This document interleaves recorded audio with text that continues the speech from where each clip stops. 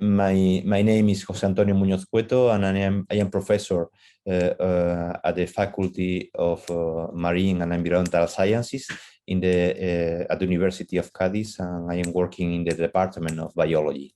Hello, I am Christie Healy. I am a midwife by profession. I work at the Department of Midwifery at the University of Malta. I am in my fourth year PhD studies, and my interest is how vulnerable women experience pregnancy and childbirth. And also, I'm interested in the perinatal outcomes of women. Hi, my name is Jadranka. I work at the University of Split at Faculty of Science, and I teach meteorology and oceanographic. And in addition to this, I also do research in particular of extreme sea levels, and I have a ERC project for this, and this project is called Stream. Emmanuel Génin, I'm a research director working in Brest, and I am the head of the lab of genetics, functional genomics, and biotechnology in Brest. So we are working in the field of health and genetics, of course. My name is Marc-André Gutcher. I am running an ERC project offshore Sicily, trying to use fiber optic cables to detect the movement of faults on the seafloor. Also the head of my research laboratory, Laboratoire Géosciences Océan. So I'm a directeur de recherche CNRS and working in the IUEM, which is part of the University of Brest. Hello, my name is Danuta Gutowska-Osiek. I'm a professor at the University of Gdańsk, and I am a group leader of the group that is immunological group, experimental and translational immunology. Hello, my name is Maike Schump. I'm at Kiel University and here at the Zoological Institute. And here I'm leading a junior research group that is funded by the DFG. It's a German research foundation. And yeah, that's me. Thank you very much for this opportunity. My name is Monica Garcia-Loza. I'm a professor of physiology at the University of Cadiz, where I teach physiology and I research on Alzheimer's disease. I am Rahim Boujaia. I am an electrical and electronics engineer working at the University of Malta. I am also a doctoral researcher, with my research topic being the optimization of offshore photovoltaic installations.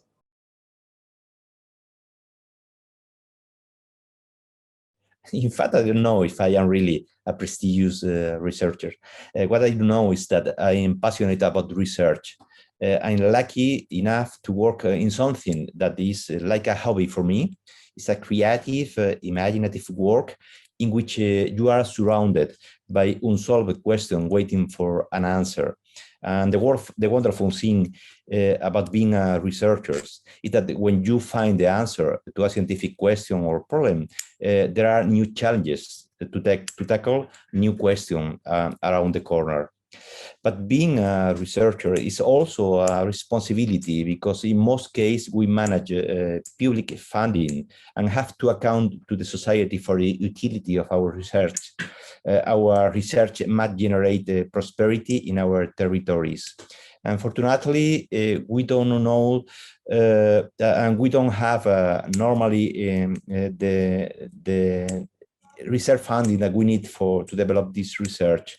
And this is really a pity, because if this pandemic has shown us anything, is that when you invest in research, when the countries invest in research, in human capital devoted to research, in research infrastructures, we can work miracles like getting a vaccine against COVID in 1 year, when usually it takes about 5 years, and this is the advantage to invest in research. The extraordinary circumstances that we're presently living in have created countless challenges and also opportunities for researchers.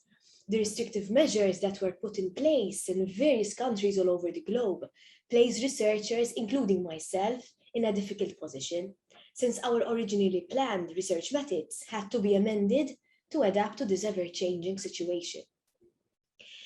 Many researchers are facing several hurdles to collect data, as they had previously planned, especially when this involves one-to-one contact with human participants. Despite its practicality in terms of availability and cost, remote data collection may inhibit participants from sharing sensitive information, and consequently, this affects the depth of information that can be obtained from individuals. Yet, at times, this was and still is the only possible approach for researchers to collect the required information, particularly when studies entail the collection of human experiences, as in my case. The COVID-19 pandemic created endless barriers for researchers across various disciplines. As researchers, we had to work in ways we never thought we would to ultimately achieve our objectives.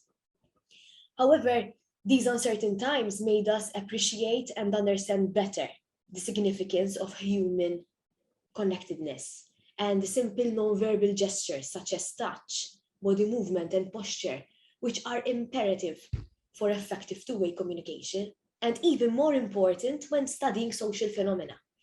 I sincerely hope that these difficult times would be a learning experience for every single one of us, that we realize the importance of valuing the things that really matter and what we previously took for granted. I have an ERC starting grant project that deals with extreme sea levels. So I'm mostly researching sea levels from the past, and I have all this data, so there is no disruption in my data coming to me, so that's okay. But the problem is that I cannot travel and I cannot meet my fellow colleagues, and then we cannot work jointly. But okay, for the last week, a colleague of mine from Canada is here, and I have to say that within this 2 days or this week that he's here, we were able to do much more than during the entire last year. Well, it's true, these difficult times with COVID has limited much of the work we've done in the past and the work that we're used to doing. For instance, I tend to go to sea and run or participate in marine oceanographic expeditions, and these were canceled for about 6 months, and then they've started again under some more limited conditions, with the ships leaving French ports and returning to French ports. And those are the current conditions that we need to work with. And otherwise, travel to international conferences has been either eliminated or limited, with many conferences happening online virtually, but it's not the same quality of exchange that you can have with other researchers, other scientists from different countries. It's not the same quality of networking that you can have. So it's certainly true that that has limited our activities. True that this was a difficult time for us also, and especially for the part of the lab that does wet lab work, because we have to close the entire lab, and it was not possible for them to do some remote work, at least for that part that is the wet lab. So this was difficult, especially for PhD students. Yes, it is a new situation, a very unprecedented situation, COVID pandemic. Obviously, we're facing, as researchers at the university, we face issues that we would never have anticipated before, or challenges that we weren't prepared for, with things that are very logistic oriented, like access to samples or logistics of working, or when there are distance measures or the social distancing measures, but also things that are more of a closure of the lab and things like that. That obviously was a massive challenge, which did cause a delay in our work, that's for sure. And another thing was the important thing of well-being of the people and everyone who was working, because initially we did not know anything about the virus or the infection. So we did really, it was a great unknown and very uncertain times, and it did cause some panic at times. So that definitely affected how we could work and what was happening at the time, especially. Now it's slightly better, but yeah, this was definitely a disruption. During these times, I think it's a challenging time for everyone, but especially for researchers that, in my position at least, have many times non-permanent positions. It adds a lot of pressure, right? So we under pandemic conditions in the lab, we cannot work and research in the lab with the amount of people that we wanted to. And so time is a limiting factor here. So we are challenged in this way. And then having families or like little children, as I also do, I have 2 little kids in the preschool or like in the primary school. That is also adding a lot of pressure, right? So like family life combining with homeschooling aspects. So I'm happy that homeschooling is finished now.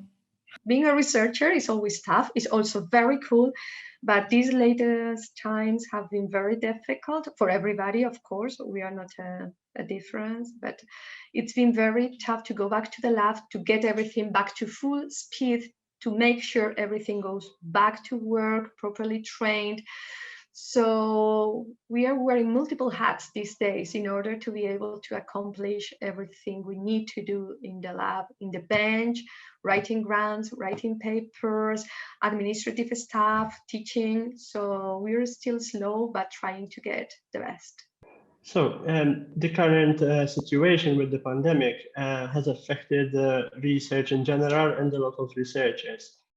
For example, in my area of study, I often require to set up in-field experiments, which usually cannot be done by one person, but require the help of a technical team. Now, when social distancing measures were in place, these tasks were close to impossible.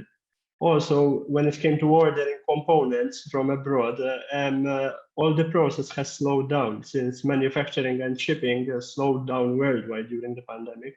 However, I appreciate that my university has allowed all researchers to extend their studies in order to mitigate the effects of the pandemic on research. There were some opportunities that arose because the response of the scientific community worldwide that we did have access to information, to data, to results that would not normally be the case. So in this sort of times, I think that the response from the research community was great, and really sharing of the information, collaboration, networking was much greater. I think that this is an important point. And I think that with the whole outcome of this worldwide, within unprecedented short time, we do have working vaccines, not even more than one, that actually do make a difference. And I think that this is kind of a lesson to how much we can achieve if we do that, if we share information, if we unite against a problem, or to tackle an issue. I think that it can be in the future maybe translated into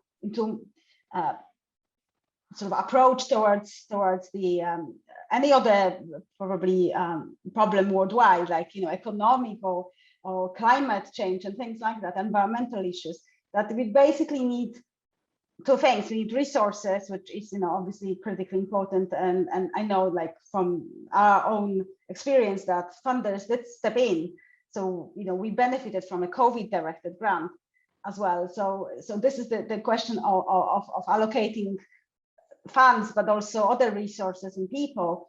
And the second thing would be the commitment of research community and how we can actually achieve so much with all of this. So I think that this is the lesson from the pandemic, that it's a positive message. Research is in fact a collaborative work, and therefore is enriched when researchers aggregate and work together. In this way, CEU and its next project, Research EU, are representing an excellent opportunity to achieve this aggregation between researchers from 6 universities that have an important trajectory and excellence in marine research. This aggregation will reinforce for sure the research of each of our 6 universities, the 6 universities that compose EU, and will allow the elaboration and implementation of a joint research plan.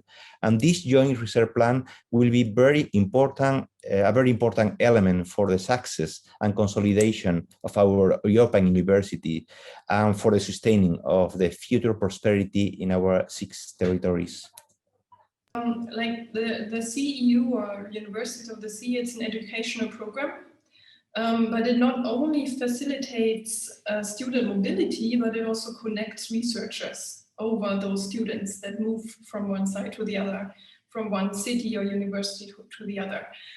And I think mobility, internationality, and also education are one central parts of science, because science progresses when we generate knowledge, and this knowledge is delivered to the next generation. So I can only do the science I do now because many before me have done the science that I profit from. And in this way, I think CEU fosters education and is significantly contributing to the scientific core ideas of like international exchange and preserving knowledge. It's a question of a network. I mean, it's 6 universities with have a certain beam that is sort of linking them like the sea, but actually it's far more. It's all of the experts and all of the abilities that are within that network that without it, I don't think we would have access to. So it's great, obviously, for collaborative efforts, for putting things together, and having really nice international team when we carry out our research. And currently, I think this is the goal, to get experts from around the world contributing to your research, because this is going to be far better quality, more exciting, really getting to the core of problems, or helping understand mechanisms in biological sciences, for example, but obviously not only. So I think that this is the access to sort of expanding the scope of the collaborating efforts that this sort of CEU alliance allows for, where we may access people who we've never been in touch with before. So this is what I've been talking about, the effort of like the collaboration and the network which CEU, and then it can obviously come out as groups conducting studies together, doing research together, publishing together, and also accessing funding. I already had a positive experience with the CEU because a lot of researchers from Brest, Cadiz, and Malta contacted us, and we have started some joint projects. For students, we have a joint course of all 6 universities that will start soon. And also with researchers from the University of Malta, I plan to do a joint research on sea level oscillations. And this is basically also the topic of my project. The various online training events and activities organized by the CEU enhance researchers' European identity, facilitate employability, and promote a more mobile workforce. This alliance offers several opportunities for researchers and helps smooth their paths for the development of collaborative and innovative research projects. The importance of CEU is to advance European-wide collaboration and knowledge sharing. Furthermore, CEU is adapting research to the needs of the European Union and the whole world. The most important thing that this alliance will create, as the saying says, the strength is in numbers. So having multiple universities pushing forward research in the maritime sector will surely get the knowledge through. Also, CEU Doc is organizing very important events and is showing doctoral researchers that there is life beyond their course of study. And it is helping doctoral researchers to venture in careers beyond just academia. I think the CEU is a great opportunity. I understand it's mostly directed to the sea and researching oceans, but it's really a great opportunity for all of us. I'm not a marine scientist, and I still have the inputs, and I think having the chance to collaborate and to interact with other members, so broaden our possibilities, is always great, and this is something that CEU is giving us.